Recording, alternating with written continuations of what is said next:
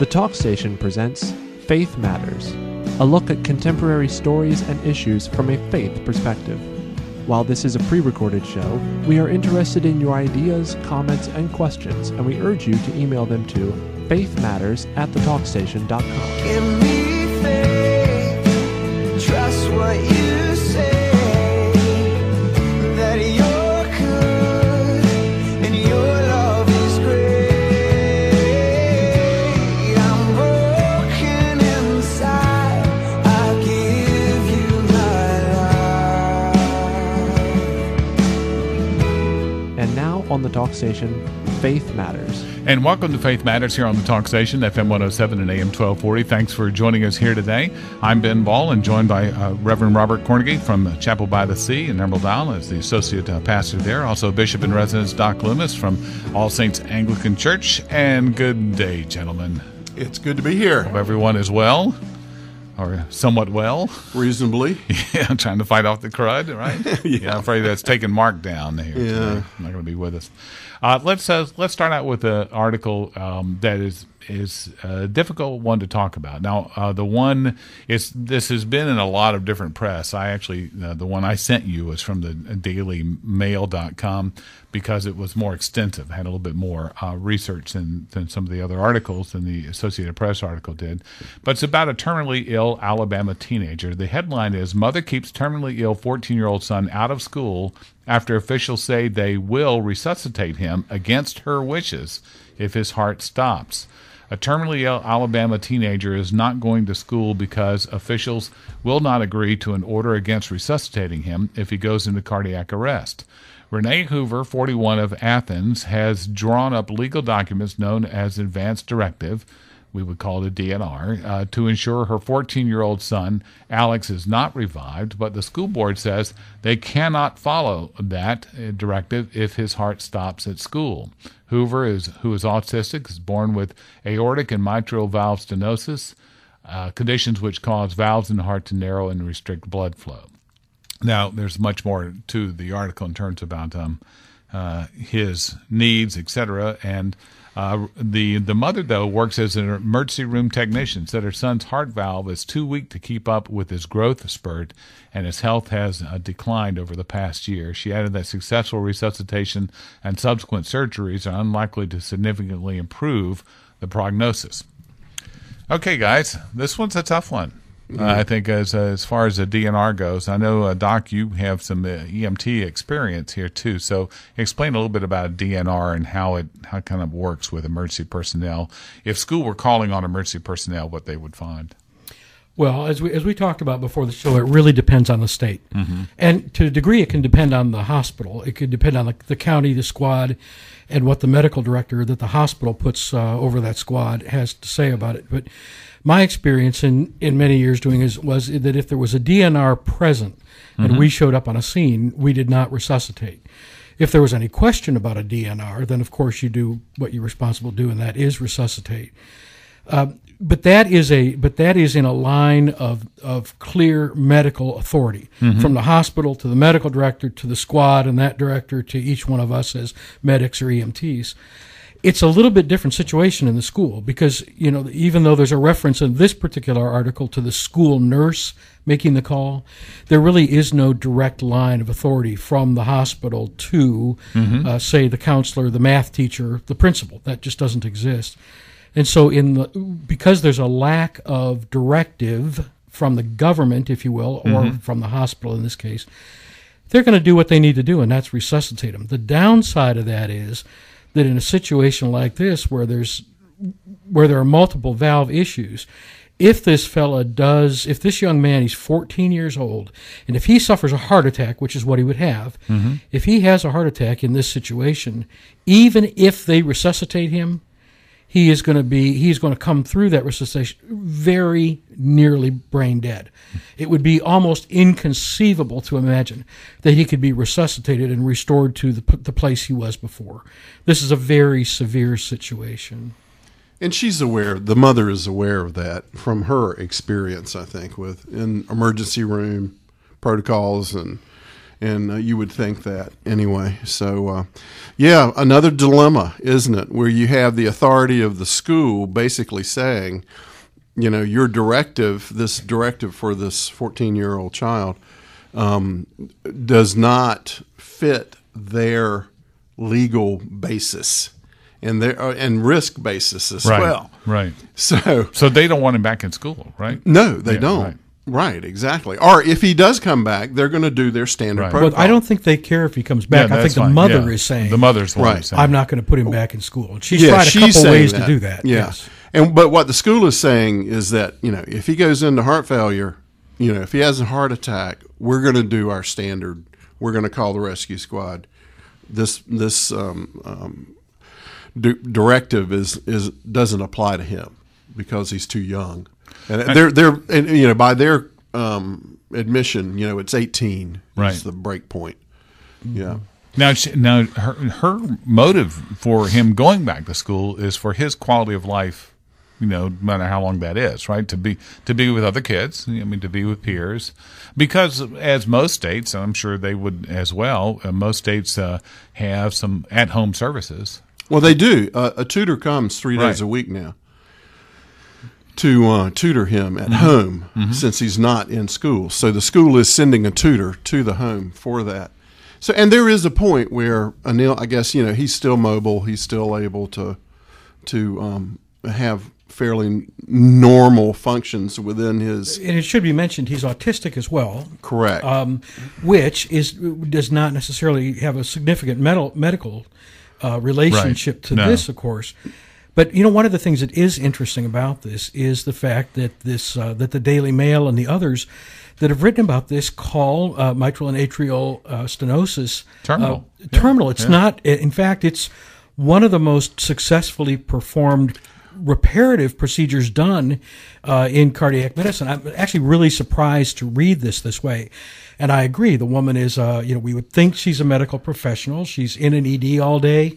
That's kind of what she does. You'd think she'd know doctors and they would talk to her. But I get the impression, and I have no way to determine this, but I think what they did, she refers to a procedure that was done before. Right. And that at the conclusion of that procedure, they had a really hard time, getting him back on his feet. And I would guess that was an aortal or a mitral valvuloplasty, which is, if you think of angioplasty, it's that kind of, going in, ballooning open things, which can be a hard thing to recover from. But right now, atrial valve replacement surgery, in fact, there's a brand new atrial valve replacement surgery that uses an artificial valve. It is just amazing. Not a lot of people do it, but it has a very high success ratio. So I'm surprised that this article doesn't address how serious this is. I mean, it's really not a terminal situation, especially for a young person. Yeah, it does have a little sidebar that describes what it is, but doesn't address its survival rates, for example. So did you notice the comments at the end of the article? Mm-hmm. The comments had a common theme, and that was, what does the boy want? And the only thing I saw in the article, and I'm sure you guys caught this too, was he's scared to die. Yeah. He does not want to die. He wants to be out there. He wants to be with his friends, and he doesn't want to die. And here's mom kind of writing an advanced directive that says if he starts going, let him go. Now, maybe he wants to go to school because the school is saying we're going to do everything to resuscitate him. And if he stays home, he may not be putting that together. But mom may not be quite so inclined. The indication is that she says that doctors have told her. Now, they don't quote any doctors as saying this, but they just quote her saying that doctors have told her that the humane measure would be to let her son die rather than to revive him. Right. I have a hard time buying that. Yeah. Well, so does one of the foremost cardiac surgeons in this area that I talked to this morning about it. It would have to be an extremely complex situation and bringing to bear a number of other circumstances before that would be considered a humane thing. There really are surgeries that can do this. So it's surprising me. But of course, it's faith matters, and that's not the issue. Yeah, right, exactly. So where does this mom is now in your church, Robert, and she's struggling with this. What do you tell her? Yeah, You're welcome. Our fallback position, is that God is sovereign, and that life is a gift from God, and that we are stewards of these children. I mean, they're not ours; they're His. He gave them to us, and now we have to, within the standards that He has established, that we are to protect that life, and that may even go into some uncomfortable places, and so. We always come back to this thing where you're looking for a law of man. Right. That there's this continuity between the law of man and the law of God, and that man's law is going to reinforce God's law. And what we're seeing is in this particular case, there's a disagreement on this, and I know the politicians have, from the article, it looks like they're trying to get involved and carve out an exception. So a DNR for minors, basically. Right, a DNR for minors. So, who knows where it's going to go? But as we've often talked about, that end of life decisions, that's one that we have to allow God to, as Christians. And so often what we process. have to remember is that our presence is as valuable as our ideas of a solution, right? Yeah, exactly. So we'll continue in just a moment here on Faith Matters on the talk station FM 107 and AM 1240.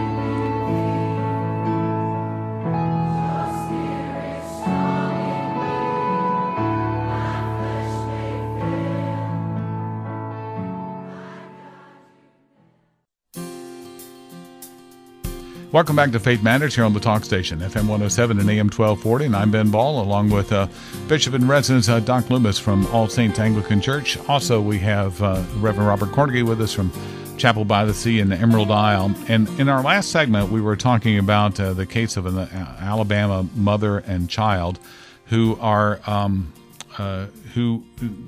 she has a DNR, a do not resuscitate order, for a 14-year-old autistic child who also has a heart disease, and the school does not want to honor that if he should come back to school. He's not in school now. And throughout this story, though, Doc, we were talking about how there is no mention of her faith. Apparently a single mom, right? And but there's no mention of any faith aspect. We were bringing up the morality of it, but it presents a really kind of a dark picture of what they think could happen. Right? It does, and it's important for every Christian to read stories like this and really inwardly digest the situation that people are confronted with that are otherwise hopeless. I mean, the hope that we have in Christ, simply you don't see that anywhere in the story. From the headline, which calls this disease terminal, to the advanced directive of the mother. In our little church world as Christians, our advanced directive is have hope. Mm-hmm. Christ has overcome this world, that Jesus heals, that the Holy Spirit does miracles. And what's sad to me in reading this story, as with any secular story where we're confronted with some horrid situation, whether it's a plane crash or a heart disease, is I dig and I say, where's the hope, and who's ministering hope to them? Mm-hmm. So, this young boy's name is Alex Hoover. And while he may not have a faith community around him, while he may not come from a particularly faithful home, I don't know. There's plenty of people listening to this show this morning that can take his name and lift it up in your churches. Just pray for Alex and allow God to do what he does to bring glory to his name. Mm-hmm. And I mentioned to you all during the break about Joey and Rory, and encourage people to go and read This Life I Live, which is a blog written by Rory. They're a country duet, and I first noticed them. I became fans of theirs when they were on a CMT show called Can You Duet, and they came in second, I think, that time. But they've actually had a modicum of success. They've had several albums out. They have actually teamed up with the Gaithers, I think, to do a thing about marriage and about life, and they have a DVD out about that. And Joey, though, has a terminal, I believe it's cervical, but terminal cancer, and is done with treatments and is back home now to live out her life. And the blog that her husband writes, Rory, who's an extraordinary writer, songwriter as well as just writer, is called This Life I Live. And I hope people will go to that. And here's the story of hope is in their life. Mm-hmm. All right, now let's move on, because there is a, I think there's a counter sometimes to these things that we talk about often, expressed in the Washington Post article this week by Michael Gershon. It's called, How Should Conservative Christians Handle a Rapidly Changing Culture? I think the premise of the question alone is, we could go do the next 3 segments on. Just the question. Exactly. But Michael Gershon says, today, he quotes Ted Cruz, when the Supreme Court's same-sex marriage decision came down, is some of the darkest 24 hours in our nation's history, which is quite a claim, as that history includes the Battle of Antietam. Some evangelical leaders pronounced it the downfall of America, Tony Perkins, and a nosedive off the moral diving board into the cesspool of humanity, Franklin Graham, a mental image I wish I could unthink, is what Michael Gershon says. I think we could share in that one. Suffice it to say that conservative Christians have been lately pondering their relationship to American culture. And it's not just those who are hysterical for a living. When the court rejected traditional sexual ethics as a permissible basis for laws defining marriage, many conservative believers felt a cultural milestone had been reached. It had once been plausible, though not necessarily accurate, for conservative Christians to regard themselves as part of a moral majority, in which traditional Judeo-Christian views were broadly shared. That is no longer minimally credible on the issues of family and sexual ethics, and the change in self-perception among some believers has been jarring. Goes on to talk about that. I think we've got probably enough to start with, don't you, Robert? Yeah, I think so. Yeah, well, I have to give just a little bit of props to Ted Cruz on his statement. Now, there was perhaps some hyperbole in there, but from Ted Cruz, his career includes time as involved with constitutional law. Right.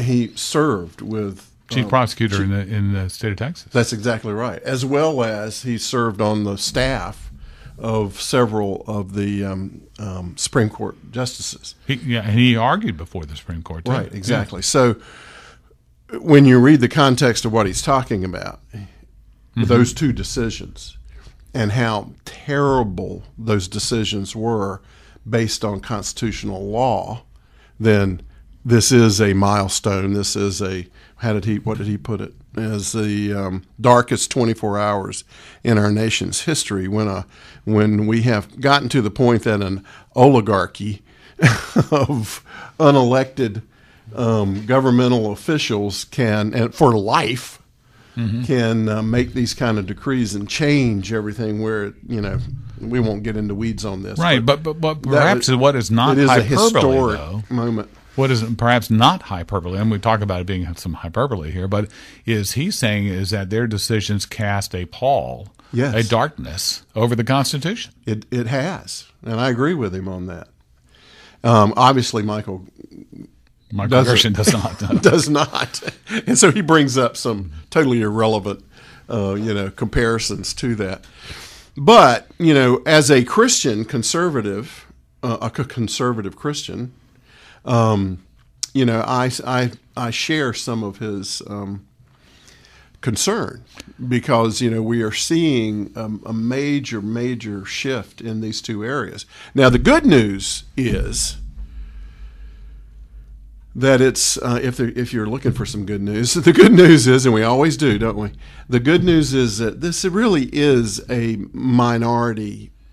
This directly affects a very small percentage of our national cross section of our world. The practice, not the thought. I mean, not that's right. The agreement, right? Because as he states in the article, and I don't know where this number comes from. It's not a Pew number, but 40% of millennial evangelicals actually agree with the position the Supreme Court took. Yeah, and where this poses an because what this article is really about is how do we work with one another. Right. What he's saying is, look, you got to get used to this. This is the way it is. It's not going to get fixed. So we're going to have to get used to standing alongside gay men and women. We're going to have to get used to standing alongside abortion activists, but we've still got things we've got to do. We've got social issues we got to take care of, and to do that, we're going to have to stand with people who don't agree with our Christian morality. That's his argument, right? Right, that's his argument. Right? Yeah, I come from a little different position on that. Now, again, having been in the pro-life movement for 30 years now, our position when Roe v. Wade was handed down, we never accepted that as a constitutional authoritative decision. We reject that decision because it's bad constitutional law. That's the basic position that the pro-life movement has taken, that it's bad law and it needs to be changed and we need to fight against it. And so since then, we have done that. And in the beginning of that battle, we were on the, as they say, the wrong side of history. And it looked like there was nothing we could do. You can't do anything about it. And over the last 30 years, what we've seen is there has been a remarkable change. We continued the fight to try to change the law, to challenge that law. But we also started going after the hearts and minds of the citizens of this. And we've seen a shift in how people feel about that. So what we also find is that this younger generation is much more pro-life than their parents ever were. And, our generation, we are the minority in that. But in this the millennial generation coming up, they are much more pro-life. So I think there is an example that can be taken from the pro-life fight on this issue as well. On that issue. Let me go back to the article for a second here, because Michael Gershon also writes, at a practical level, traditionally minded people will need to take up social projects along people who support gay marriage and other issues, as Doc, you were saying. But pulling back from the practical, religious conservatives will need to recover some perspective. For most of the past 2,000 years, Christians have lived in societies that did not reflect their sexual ethics, and sexual ethics is not the sum total of Christian ethics, which at best affirms the priority of the person and the defense of human rights, well-being, and dignity. For religious conservatives, this might even be an opportunity to recall the true nature of power. What do you think about that side of it, Doc? Is this an opportunity for religious conservatives? Well, there's only two ways that Christian communities live in cultures that have different views. Either they enter, as in the diaspora, in the advancement of the gospel early on, the Christian church moved into places that had different feelings about things, including sexual ethics. And before I go on to the other, which is obviously the church is in a place and the society around it begins to kind of crumble, as Ted points out in his thing. But I have read 1 Corinthians 5, and one of the challenges I have with 1 Corinthians 5 is actually there's an enormous import put on sexual deviance and sexual ethics as a marker for who we're to hang out with and who we're not to. Again, now Paul is not talking about not being a part of societies that are sexually different, but about being linked with people who call themselves brothers and sisters in the faith, Christians who are different. So if what Gerson, this is my point, is if what he's calling for is that I need to be linked with other churches who hold a different view of Christian sexual ethics, then I'd point him to 1 Corinthians 5 and say, not so fast. All right, we'll have more to come in a moment here on Faith Matters on the talk station, FM 107 and AM 1240.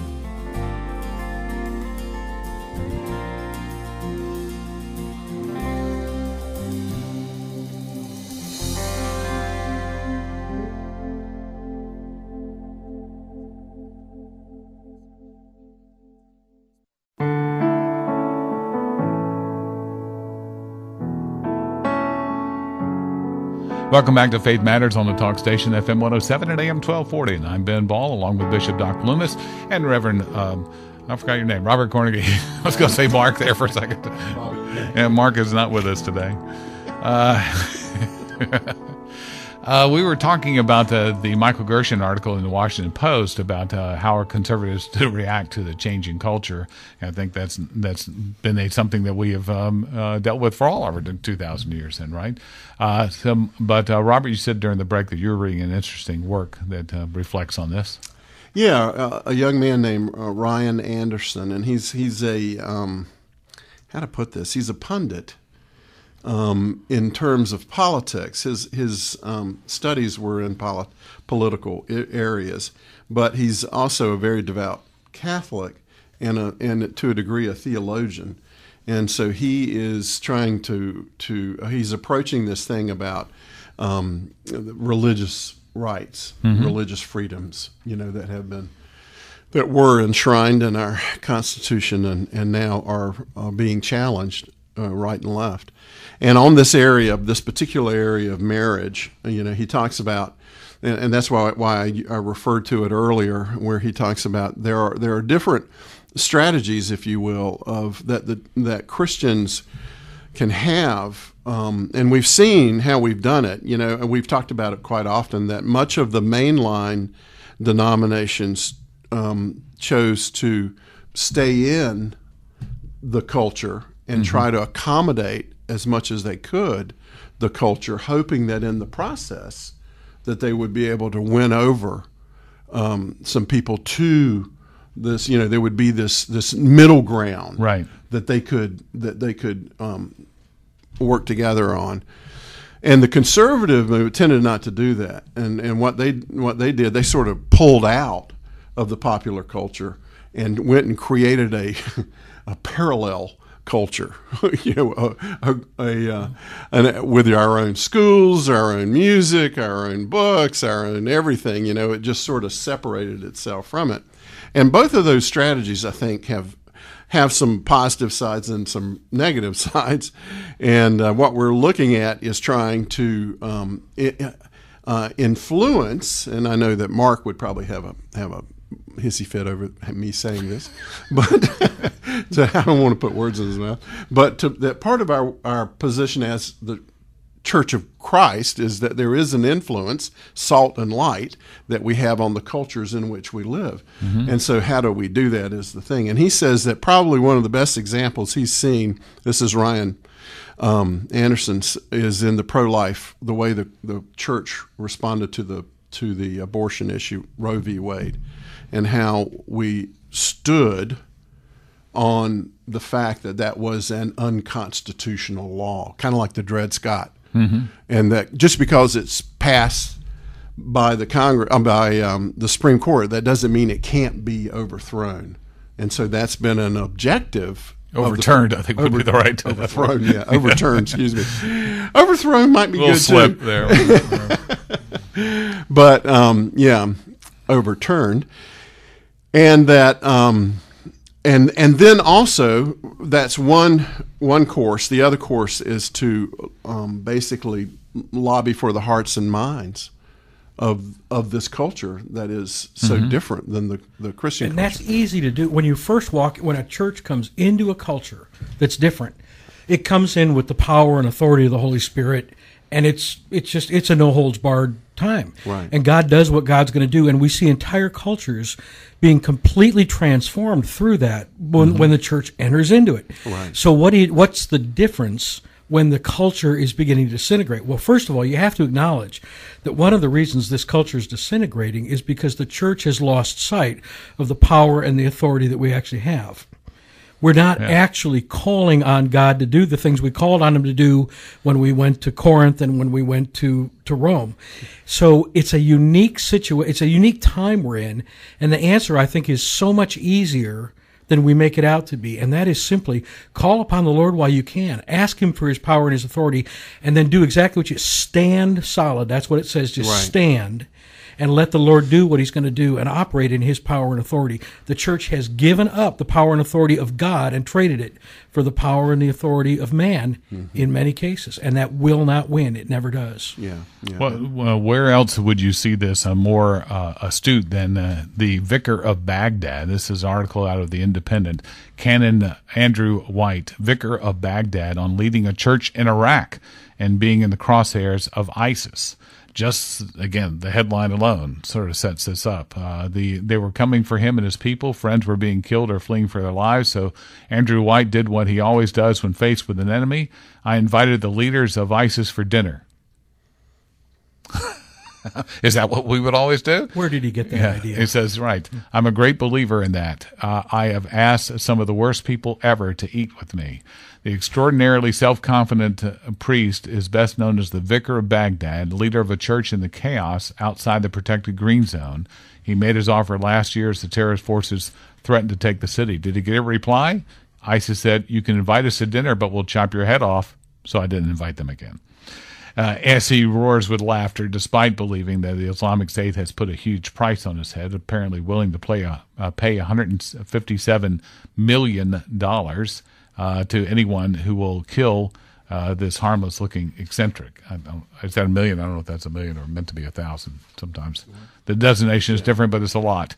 And Canon White was a doctor before he became a priest and could be one still, in his colorful bow tie and double-breasted blazer. So what is this about this person and his particular situation, Doc, that we should draw from? I think there's so much that we should draw from here. And how is it that he is still on 2 feet? Well, here's the thing. I love this article because anytime somebody sees somebody like Andrew White, and I've met Andrew for the first time several years ago in Jerusalem. He's a remarkable guy, but the last thing I would call him is self-confident, as this article. That's what we say. We see somebody who's in a double-breasted suit, somebody who's been a surgeon, somebody who's stood up to battle, invited ISIS to go, oh, they're so self-confident. But no, actually not. What Andrew is so deeply committed to his faith that it really has pushed all the fear out of his life. I mean, he is remarkable in this.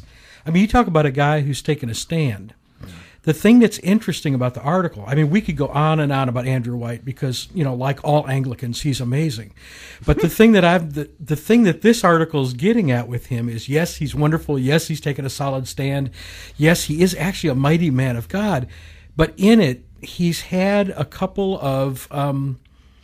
major shift in the way he's thinking about how to deal with the current crisis, which is ISIS. Mm-hmm. Now, understand, he has dealt with every type of rebellion and uprising and persecution of the church for these many years. Not just in the Middle East, in many other areas, right? He was kind of like a representative going out for, negotiating. In secret, private negotiations, right. Trying to solve things in Sudan and all over the place. But what's happened is, the key in this article is that he says, look, we are not going to negotiate or serve enough pizza at my house to make this problem go away. Right. This is one of those, like they've got to be blotted out of existence. He says the only way to finish the work with ISIS is to completely destroy them. His quote is, the only answer is to radically destroy them. I don't think we can do it by dropping bombs. We have to bring about real change. Well, yeah. And he goes on and says, it's a terrible thing to say as a priest. You're probably thinking, so you're telling me there should be war? He says yes. And he says yes. He says, I am shocked by his answer. This is the author, yeah. Right. This is the man who has risked his life many times to bring peace. It really hurts. I have tried so hard. I will do anything to save life and bring about tranquility. And here I am forced by death and destruction to say there should be a war. He also has MS, right? Yeah. He does. Yeah. And that frames him in some fashion with that, or dealing with that in this position. Well, he's sort of treating himself, yeah. As a doctor. And the guy, I tell you, he's quite remarkable. It's a remarkable story. And I think the really interesting part is that he understands that this, we talk about it all the time of there being a existential threat to life.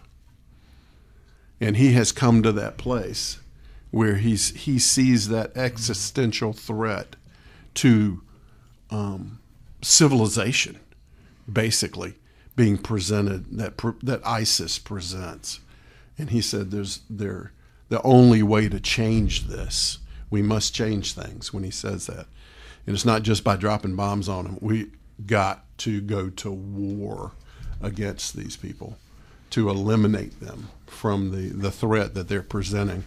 And, God bless him for, look, he's boots on the ground. He's there. He's in the middle talk of about this speaking battle. truth to power. Yeah. And everybody sort of avoids and dances around that, except that here you have a group that's declared a caliphate, that's declared himself a nation. And so nations have to stand up to those declarations. That's that exactly come their right. way. And it coming from a man with his history and background gives some credibility to it that we should be listening to in this. Those who have this decision-making process to walk through, we need to hear his voice. Well, he's an interesting kind of canary in a coal mine because his whole life in ministry. His whole basis is Jesus' love your enemies. Mm-hmm. Right. That's his deal, and he's done that. So you invite him to the house for dinner, you go to their palace and talk to him. This is a big deal with him. And if a man whose whole life has been spent love your enemies is having a change of heart, then where are we? Yeah. More to come in a moment on Faith Matters on the Talk Station.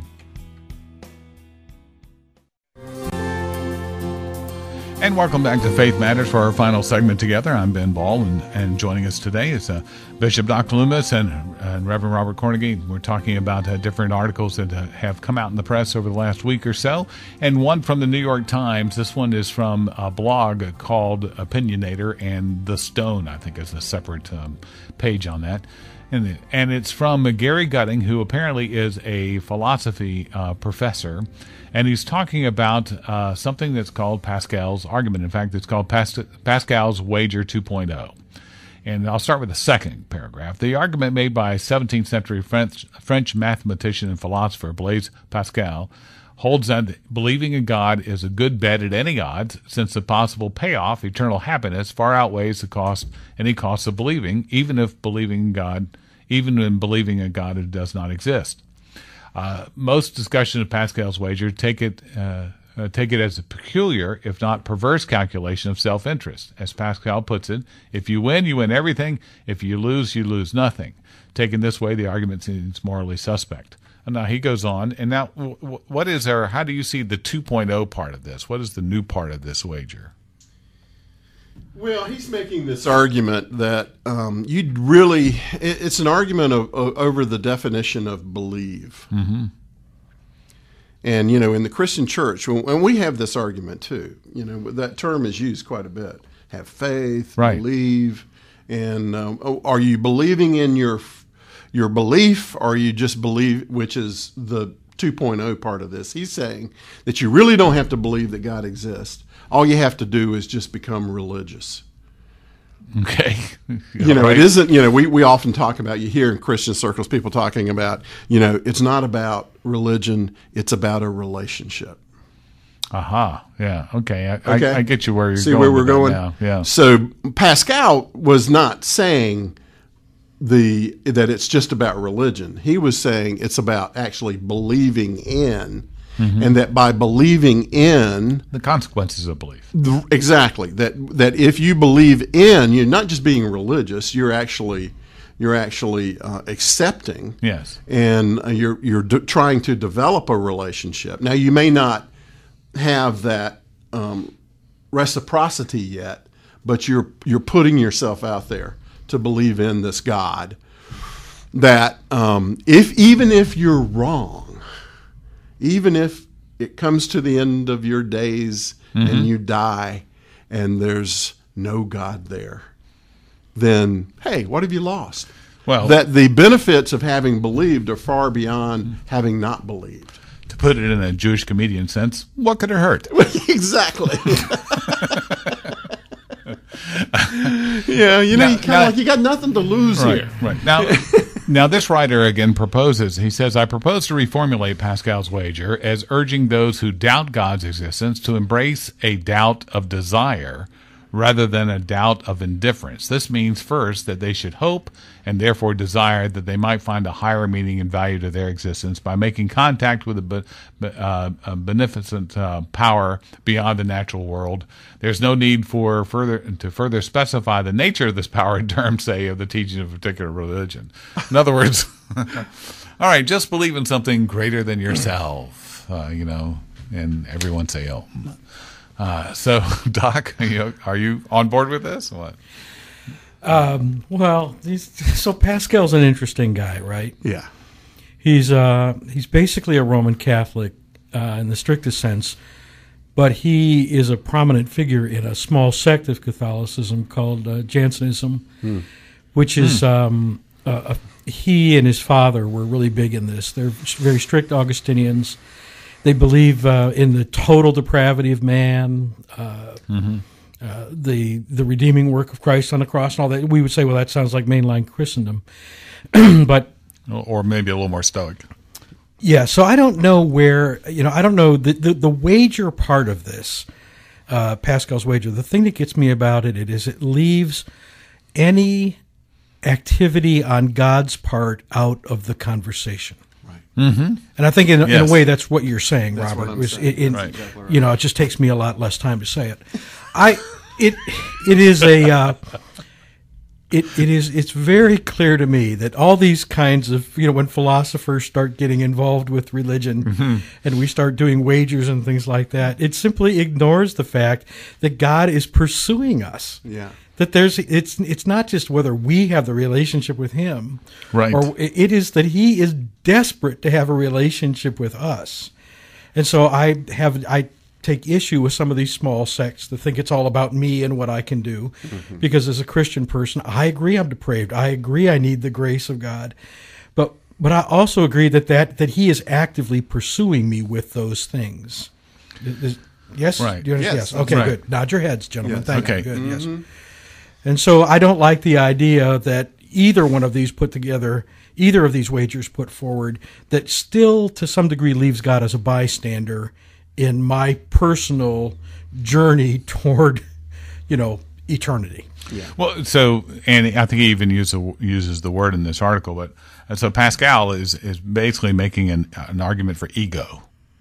For salving your ego. Exactly. I mean, that if you go ahead and and you believe, what could you can do these things and you're going to eventually receive eternal life. It's not about the kingdom of God as it being lived out, as you said, with God pursuing you.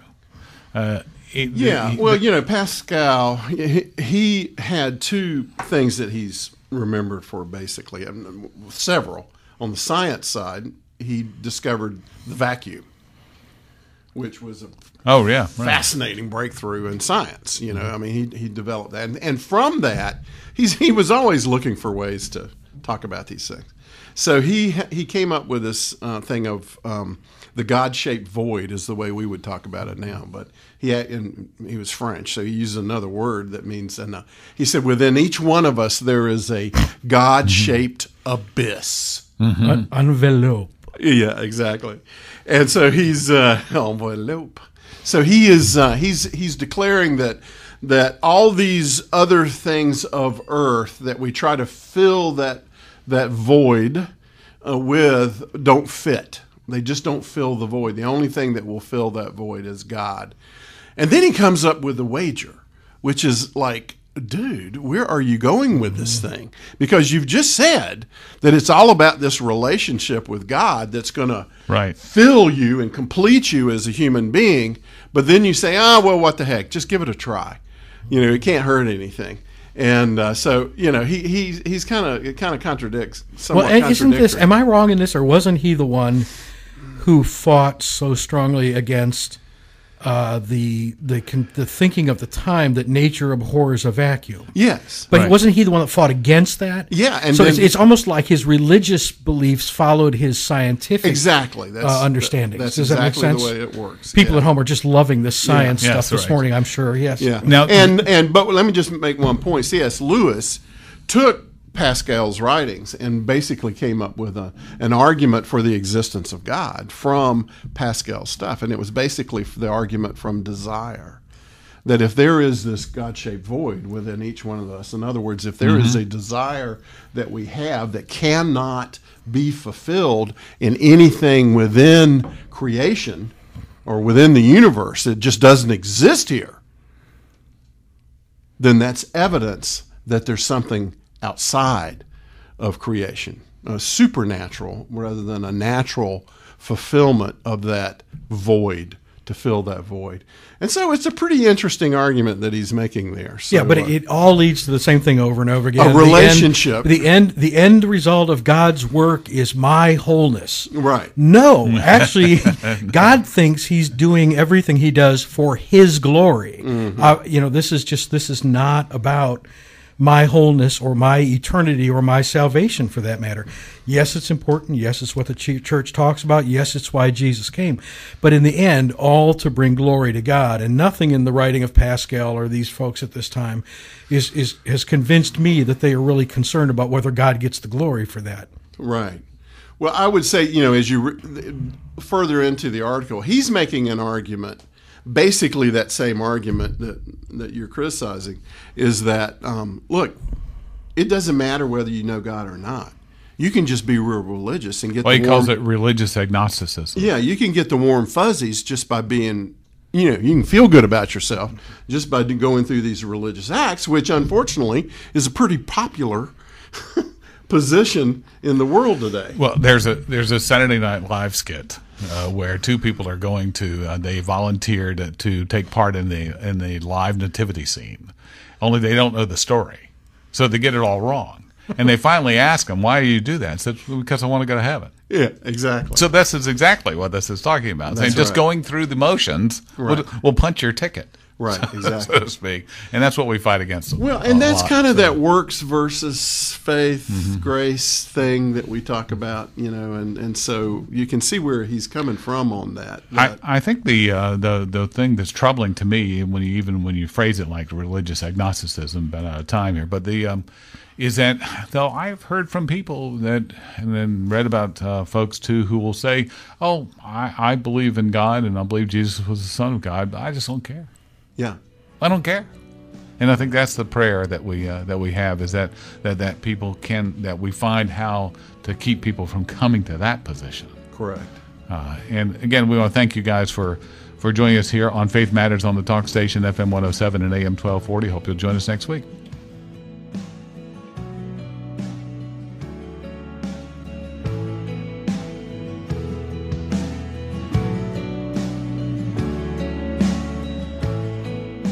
Thank you for joining us for Faith Matters. Email your comments, questions, and suggestions to faithmatters@thetalkstation.com. Give me faith, trust what you say, that you're good and your love is great. I'm broken inside, I give you my life.